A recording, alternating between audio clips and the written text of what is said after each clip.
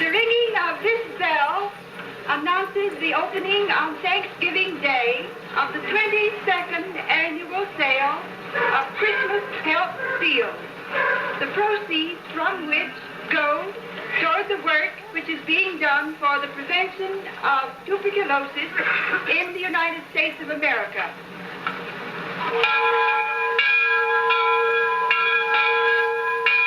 That I give to you the messages of thanks from many and various persons and groups, and through you to all the Girl Scouts, and through the Girl Scouts to all the other organizations, the women and the girls who have been helping so valiantly during the month, and who are going to continue helping valiantly as long as the need lasts. This Universal Declaration of Human Rights may well become the international Magna Carta of all men everywhere. Mommy, you want to say a few words about politics specifically or in general? No, not in either category, thank you. Well, a man has to be encouraged. I think I told Ike every day that we lived how much I thought he was, how good I thought he was. You know, your ego has to be fed. I just think that everything in the White House should be the best, the entertainment that's given here. And if it's an American company that you can help, I like to do that. If it's not, just as long as it's the best. Mrs. Kennedy's dress was stained with blood. One leg was almost entirely covered with it. And her right glove was caked. That immaculate woman. I stay in the wings and don't come out in front too often. So this is quite unusual for me, but I do want to thank all of you for your friendship and your loyal support. The Equal Rights Amendment, when ratified, will not be an instant solution to women's problems.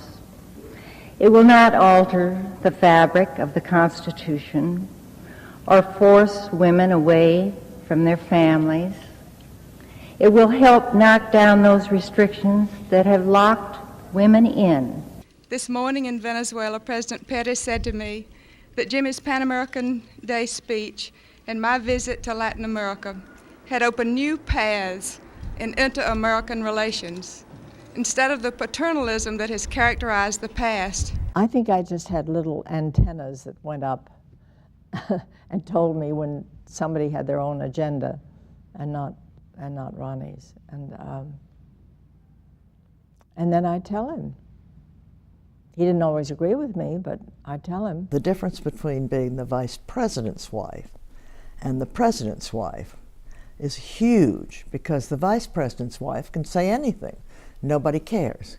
The minute you say one thing as president's wife, you've made the news. To some extent, the expectations and the demands have changed, and I'm trying to find my way through it and trying to figure out how best to be true to myself and how to fulfill my responsibilities to my husband and my daughter and the country. I am married to the President of the United States, and here's our typical evening. 9 o'clock. Mr. Excitement here is sound asleep. And I'm watching Desperate Housewives. It's always changing. It changes given the state of the issues of the country, and you never know what those are going to be from one day to the next. So you have to be flexible and fluid and open to evolve.